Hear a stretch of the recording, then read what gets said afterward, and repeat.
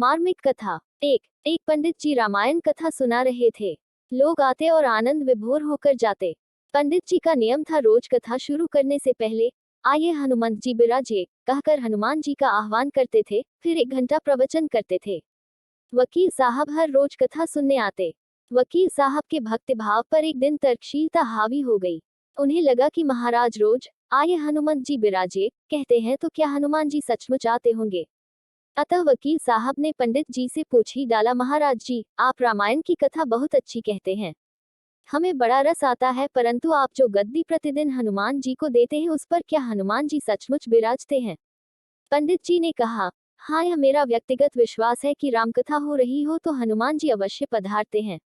वकील ने कहा, महाराज ऐसे बात नहीं बनेगी, हनुमान जी यहाँ आते हैं इसका कोई सबूत दीजिए। आपको साबित करके दिखाना चाहिए कि हनुमान जी आपकी कथा सुनने आते हैं। महाराज जी ने बहुत समझाया कि भैया आस्था को किसी सबूत की कसौटी पर नहीं कसना चाहिए, ये तो भक्त और भगवान के बीच का प्रेम रस है, व्यक्तिगत श्रद्धा का विषय है। आप कहो तो मैं प्रवचन करना बंद कर दूं या आप कथा में आना छोड़ दो। लेकिन वकील नहीं माना। वो कहता ही रहा कि आप कई दिनों से दावा करते आ रहे हैं, ये बात और स्थानों पर भी कहते होंगे, इसलिए महाराज आपको तो साबित करना होगा कि हनुमान जी कथा सुनने आते हैं। इस तरह दोनों के बीच वाद विवाद होता रहा। मौखिक संघर्ष बढ़ता चला गया। हारकर पंडित जी महाराज ने कहा, हनुमान जी है या नहीं उसका सबूत कल दिलाऊंगा। कल कथा शुरू हो तब प्रयोग करूंगा। जिस गद्दी पर मैं हनुमान जी को विराजित होने को कहता हूँ आप उस गद्दी को आज अपने घर ले जाना। कल अपने साथ उस गद्दी को लेकर आना और फिर मैं कल गद्दी यहाँ रखूंगा।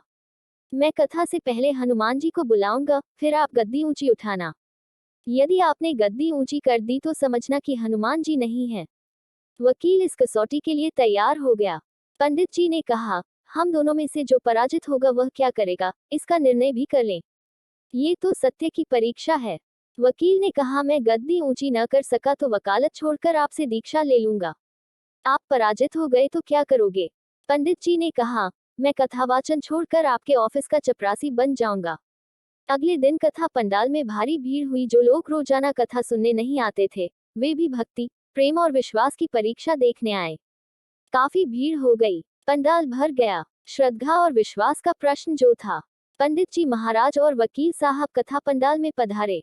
गद्दी रखी गई। पंडित जी ने सजल नेत्रों से मंगलाचरण किया और फिर बोले, आइए हनुमंत जी बिराजिए। ऐसा बोलते ही पंडित जी के नेत्र सजल हो उठे। मन ही मन पंडित जी बोले, प्रभु आज मेरा प्रश्न नहीं बल्कि रघुकुल रीति की परंपरा का सवाल है। मैं तो एक साधारण जन हूँ, मेरी भक्ति और आस्था की लाज रखना। फिर वकील साहब को निमंत्रण दिया गया, आइए गद्दी ऊंची कीजिए। लोगों की आंखें जम गईं। वकील साहब खड़े हुए। उन्होंने गद्दी उठाने के लिए हाथ बढ़ाया पर गद्दी को स्पर्श भी न कर सके। जो भी कारण रहा, उन्होंने 3 बार हाथ बढ़ाया, किंतु तीनों बार असफल रहे। पंडित जी देख रहे थे। गद्दी को पकड़ना तो दूर, वकील साहब गद्दी को छू भी न सके। तीनों बार वकील साहब पसीने से तरबतर हो गए।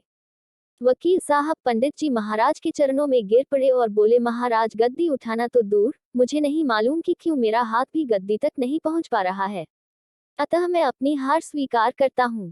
कहते हैं कि श्रद्धा और भक्ति के साथ की गई आराधना में बहुत शक्ति होती है। मानो तो देव नहीं तो पत्थर। प्रभु की मूर्ति तो पाषाण की ही होती है, लेकिन भक्त के भाव से उसमें प्राण प्रतिष्ठा होती है तो प्रभु विराजते हैं। श्री राम जी की जय। हे नाथ, हे मेरे नाथ, आप कृपा के सागर है, न रहे तंगी। जय बजरंगी। तारांकन।